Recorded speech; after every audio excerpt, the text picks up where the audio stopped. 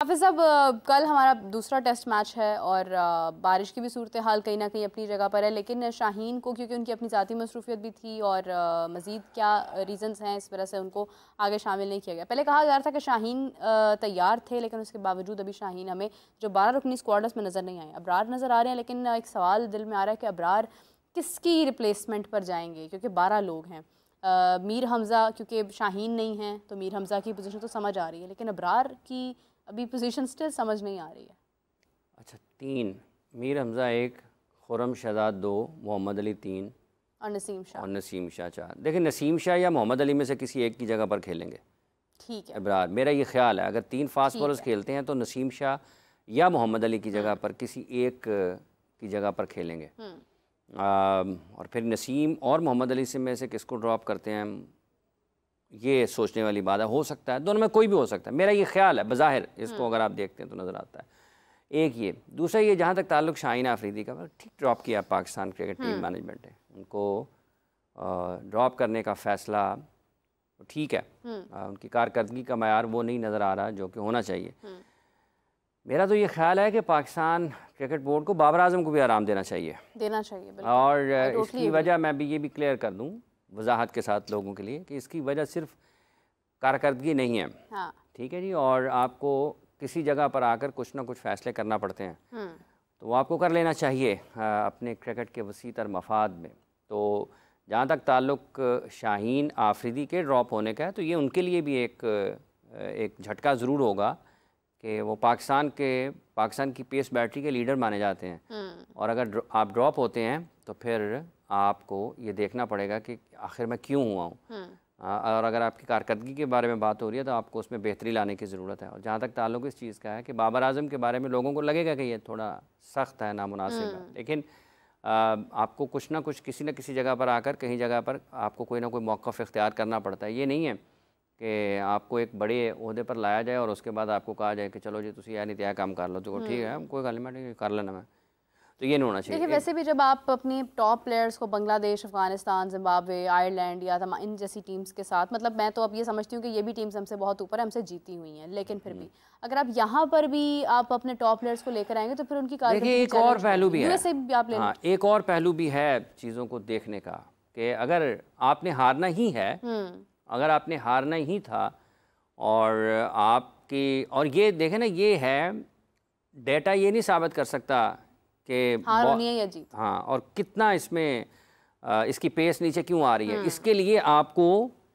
उन लोगों की ज़रूरत है जो ये समझ सकें। तो वो पाकिस्तान क्रिकेट टीम की मैनेजमेंट, जिसको टेस्ट मैच से पहले कैंप में इन चीज़ों का जायज़ा लेना चाहिए था और फैसला करना चाहिए था कि कौन टेस्ट मैच खेलने के लायक है, किसकी फ़िटनेस उसकी इजाज़त देती है, किसकी फ़िटनेस इजाज़त नहीं देती है, ये फ़ैसला उन्होंने करना था।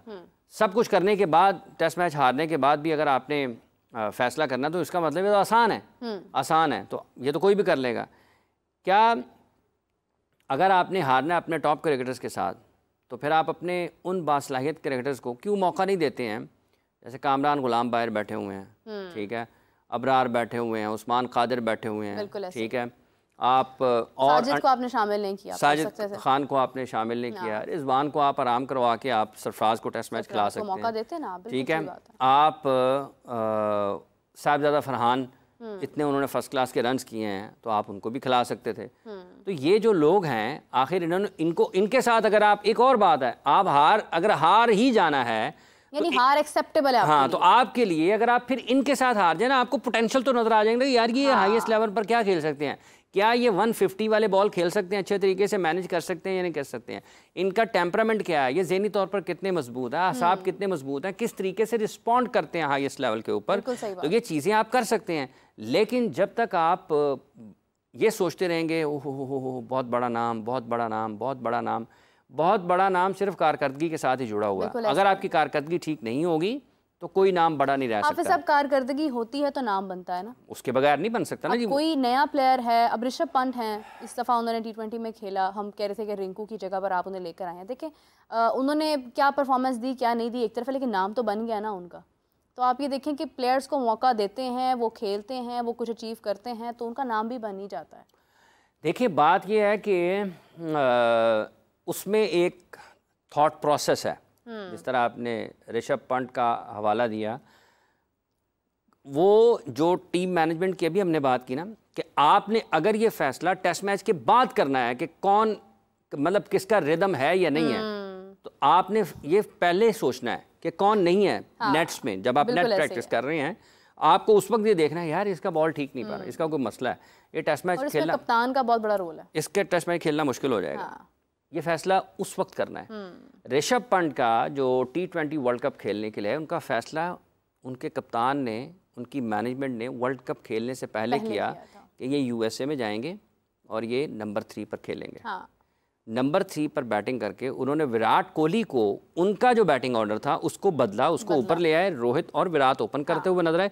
ऋषभ पंत ने बड़ी बड़ी इनिंग्स नहीं खेली, लेकिन जो उसका किरदार उसको मिला था ना, कि अगर रोहित आउट होता है, रोहित शर्मा आउट होते हैं या विराट कोहली आउट होते हैं, तो ऋषभ पंत का किरदार है कि उसने ऑल आउट शॉट्स की तरफ जाना है। वो हर वक्त शॉट्स की तरफ गया है। और पाकिस्तान वाले मैच में मेरा ख्याल है कि उसके जो रन्स थे उसने इंडिया की बड़ी मदद की, क्योंकि बाद में रन्स बनाना मुश्किल हो गए। उसने टक टक, उसको लकी भी रहा टाइम, उसको चांसेस मिलते रहे, आउट होने के बाद गुस्से में बाहर भी जाता रहा, लेकिन वो एक मनसूबाबंदी का हिस्सा था, एक प्लान था। ये नहीं है कि रात को सोए सुबह ख्याल आया, रात को ख्वाब आया सुबह बदल दिया उसको, ऐसे नहीं है।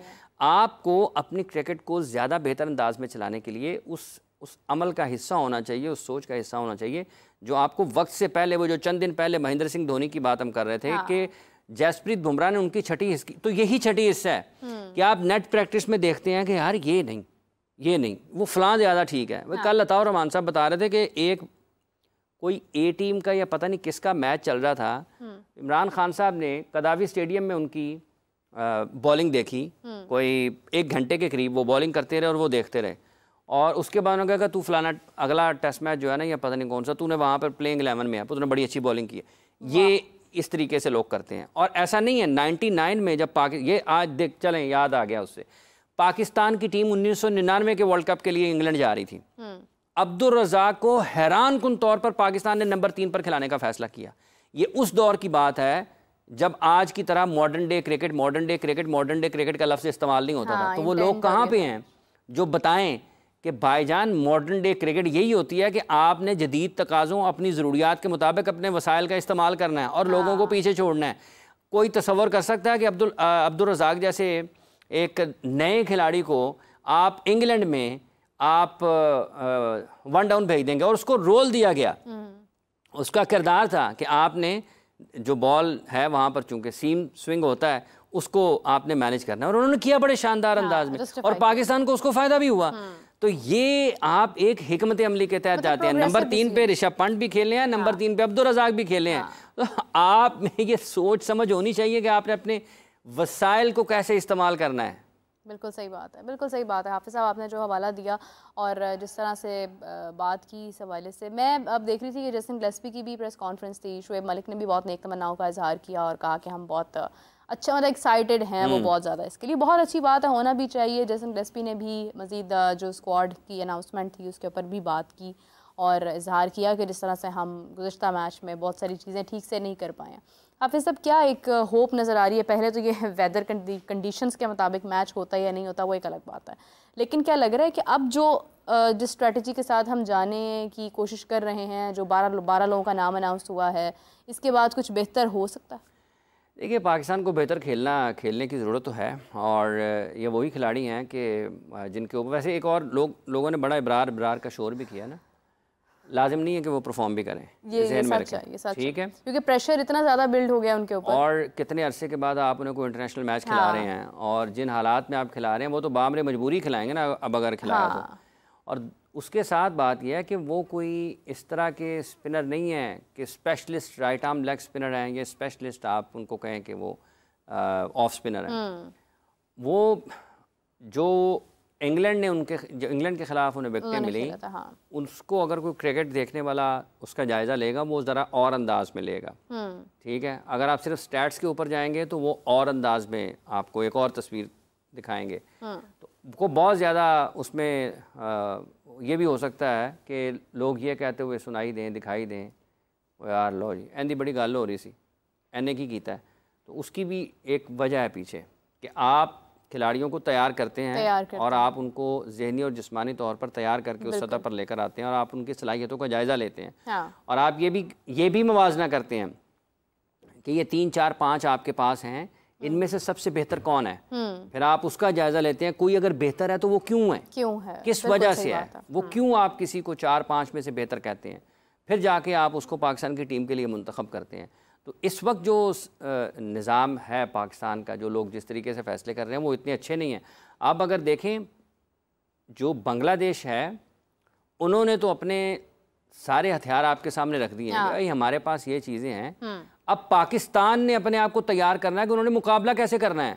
उन्होंने 150 वाली बॉलिंग भी आपको दिखा दिया, उन्होंने लाइन लेंथ पे बॉलिंग करके भी दिखा दिया, उन्होंने तसलसल के साथ एक चैनल बॉलिंग करके भी दिखा दिया। उन्होंने आपको एक ऐसी पिच पर जिस पर आपने रोना डाले रखा 5 दिन के, पिच अच्छा नहीं है, पिच अच्छा नहीं है, पिच अच्छा नहीं है, उस पर आपको आउट करके भी दिखा दिया। हेड कोच की गुफ्तगू सुने आप उनके बांग्लादेश की, उन्होंने किस तरह से बात किया पॉजिटिवली। उन्होंने कहा हमने पहले भी किया है पाकिस्तान के साथ, पाकिस्तान को हराना मुश्किल था लेकिन हमने उस पर किया और हम आगे भी करेंगे। उसकी वजह यह है कि वो रोना धोना नहीं डाल रहे ना, वो रोना धोना नहीं डाल रहे, वो हकीकत के ऊपर है। उन्होंने पाकिस्तान को स्पिनर्स के जरिए भी, फास्ट बॉलर्स के जरिए भी आउट किया, उनके बैटर्स ने रन्स भी किए हैं। तो उन्होंने तो बता दिया कि हम क्या कर सकते हैं।